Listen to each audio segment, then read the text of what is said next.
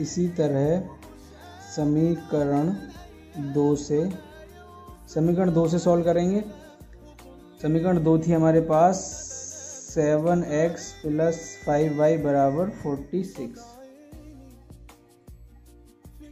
समीकरण number 2 5y = 46 - 7x या 5y = 46 - 7x/5। Sorry, ये 5 यहाँ नहीं रहेगा, इधर चला जाएगा। तो टेबल बनाएंगे ऐसे ही।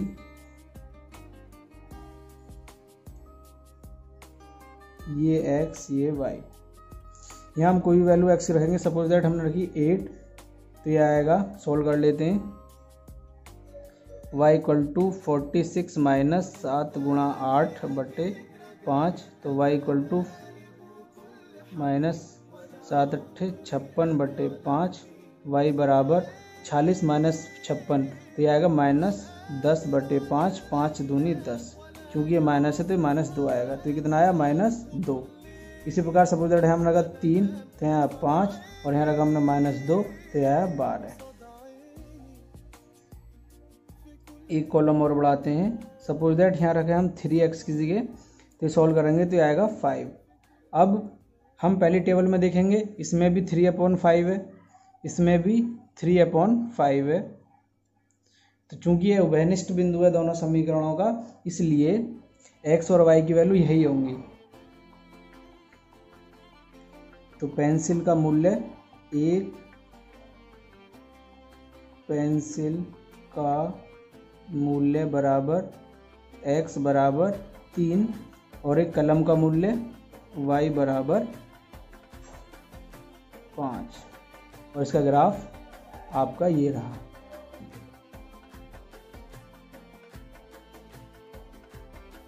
क्वेश्चन नंबर 2, अनुपातों A1/A2, B1/B2 और C1/C2 की तुलना कर ज्ञात कीजिए कि निम्न समीकरण युग्म द्वारा निरूपित रेखाएं एक बिंदु पर प्रतिच्छेद करती हैं, वो समांतर हैं अथवा समपाती हैं।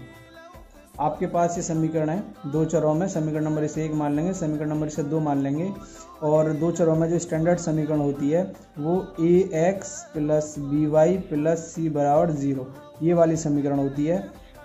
चूँकि हमारे पास 2 समीकरण हैं, तो हम समीकरण नंबर 1 की तुलना करेंगे a1x + b1y + c1 = 0 से, और इसकी तुलना करेंगे हम a2x + b2y + c2 = 0 से। अब हम क्या करेंगे, a1 के प्लेस पर क्या है 5, x से x कैंसिल। तुलना करने का मतलब है कि इसका पूरा पद इक्वल होना चाहिए इसके पूरे पद के। तो करेंगे a1 x = 5x, x से x कैंसिल, तो a1 = 5। a1 की वैल्यू क्या है 5, a1 = 5। इसी प्रकार आगे b1 की वैल्यू है -4, b1 = -4, और c1 = 8। विद चिन्ह लेते हैं हमेशा, ध्यान रखना। -4 इसलिए हो कि यहाँ पे प्लस है। देखो मैं करके दिखाता हूँ, ये प्लस b1y है बराबर -4y, y से y cancel, plus b1 plus लिखते नहीं है, बराबर क्या बचा -4। इस तरह से इसकी तुलना करते हैं। अब समीकरण नंबर 2 की तुलना कर लेंगे इस वाली समीकरण से। तो a2 = 7, b2 = 6 और c2 = -9। अच्छा, अब आपको थोड़ी सी एक कंडीशन बताते हैं।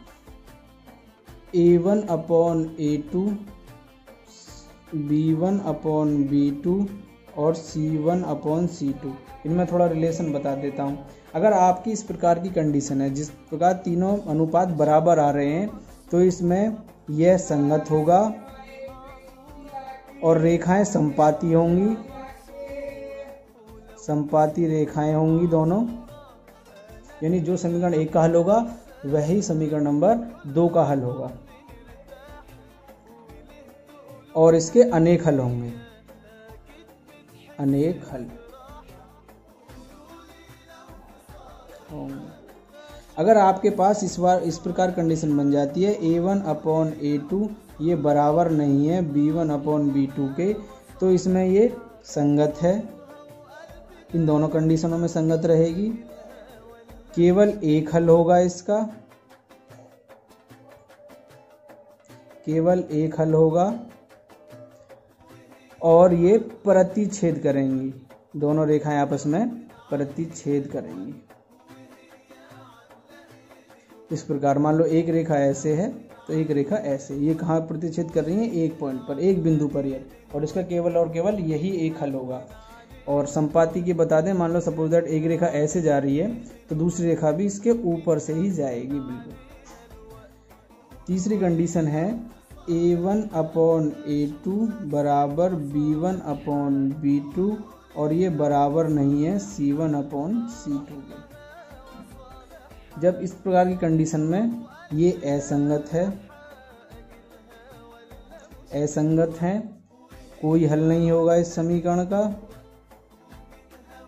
कोई हल नहीं है,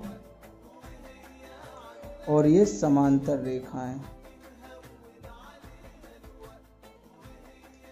रेखाएं कि एक रेखा ये है और दूसरी रेखा इसके समांतर जा रही है। यह आपकी कॉपी की ये वाली लाइन है, इसका सही उदाहरण है। समांतर रेखाएं कभी एक दूसरे को प्रतिच्छेद नहीं करती हैं।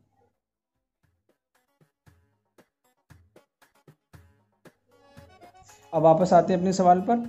ये पूछ रहा है कि ये समांतर हैं अथवा संपाती या प्रतिच्छेद करती हैं। तो आप यहाँ देखेंगे, सबसे पहले हम लिखेंगे A1/A2। A1 कितना? 5/7।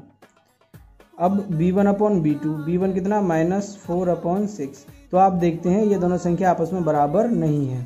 तो हमारी ये कंडीशन आती है, इस कंडीशन में जो रेखाएं होती हैं वो एक दूसरे पर क्या करती हैं? प्रतिच्छेद करती हैं। क्या करती हैं? प्रतिच्छेद करती हैं। मैंने आपको पीछे बताया था अभी, प्रतिच्छेद करती।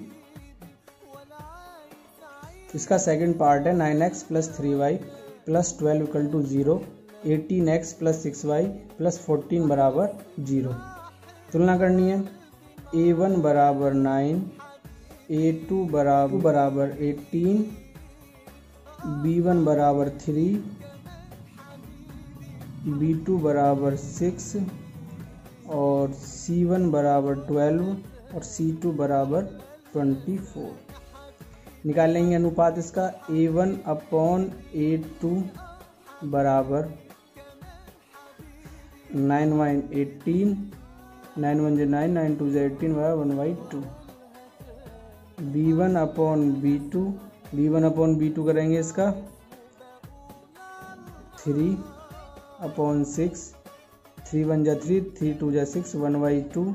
C1/C2 करेंगे इसका तो 12/24, 12 × 12, 12 × 2 24 बराबर 1/2। अब यहाँ देखते हैं कंडीशन बन रही है A1/A2 बराबर है B1/B2 बराबर है C1/C2 बराबर है 1/2।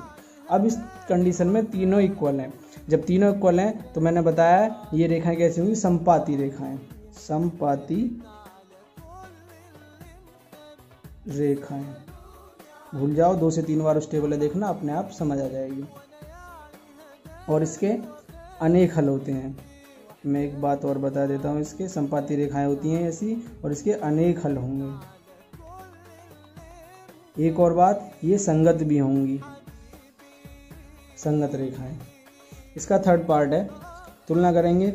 A1 = 6, B1 = -3, C1 = 10, A1 = 2, B1 = -1 और C2 = 9। यहाँ निकाल लेंगे। A1/A2 बराबर 6/2, 2 × 2, 2 3 × 6 बराबर 3/2 और B1/B2 बराबर -3/, सॉरी यहाँ 1 आएगा, यहाँ 1 और यहाँ -1 बराबर माइनस से माइनस के 3/1 और C1/C2 बराबर 10/9। अब इस तरह कंडीशन क्या है? A1/A2 बराबर ये 3/1, ये भी 3/1, तो बराबर है B1/B2 के, लेकिन ये 10/9, ये किसी के बराबर नहीं है दोनों में से। C1/C2 के बराबर नहीं है दोनों कंडीशन। तो इस तरह से ये जो रेखाएं वो समांतर रेखाएं होंगी। कैसी रेखा है? समांतर रेखाएं इस तरह की कंडीशन में मैंने आपको बताया था समांतर रेखाएं बनती हैं, ये असंगत भी हैं और इसका कोई हल नहीं है। क्या नहीं है? कोई हल नहीं है। क्वेश्चन नंबर 3, अनुपातों की तुलना कर ज्ञात कीजिए कि निम्नलिखित समीकरणों के युग्म संगत हैं या असंगत। मैंने दोनों कंडीशन आपको बता दी हैं, संगत वाली भी असंगत वाली भी। फिर भी चलो आज देखते हैं। क्वेश्चन नंबर 1 है 3x + 2y = 5, 2x - 3y = 7। समीकरण नंबर 1। समीकरण नंबर 2, तुलना करने पर a1 = 3, b1 = 2, c1 = 5, a2 = 2, b2 = -3, c2 = 7। यहाँ हम देख रहे हैं कि 3/2 यानी a1/a2 बराबर नहीं है b1/b2 के, तो इसलिए ये रेखाएं क्या हैं? प्रतिच्छेदी रेखाएं, अतः समीकरण का युग्म क्या है? संगत है। और इसके अनेक हल होंगे, इतना और बता देता हूं मैं, इसके अनेक हल होते हैं। इसका सेकंड पार्ट देखते हैं। 2x तुलना कर लेंगे, -3y = 8, 4x - 6y = 9। समीकरण नंबर 1। समीकरण number 2, a1 = 2, b1 = -3, c1 = 8, a2 = 4, b2 = -6, c2 = 9, a1/a2 = 2/4, 2 1 = 2, 2 2 = 4 = 1/2, b1/b2 = -3y - 6, minus से माइनस कैंसिल, 3 1 = 3, 3 2 = 6 = 1/2 और c1/c2 = 8/9। तो इसमें हम देखते हैं कि a1/a2 यानी ये वाली संख्या 1/2 1/2 दोनों इक्वल आ रहे हैं, तो b1/b2 है, परंतु ये 8/9 आ रहा है, ये बराबर नहीं है c1/c2 के। हमें इस क्वेश्चन में बताना है बस संगत है अथवा असंगत, तो इस तरह की कंडीशन असंगत होती है और इसका कोई हल नहीं है। ये समांतर रेखाएं होती हैं, जैसा कि मैंने आपको पीछे बताया है। क्वेश्चन नंबर 3 है। समीकरण नंबर 1। समीकरण number 2, 3y2x + 5y2y = 7, 9x - 10y = 14। a1 = 3y2, b1 = 5y2, c1 = 7, a2 = 9, b2 = -10 और c2 = 14। a1/a2 निकालेंगे तो a1 की वैल्यू है 3/2, y 9।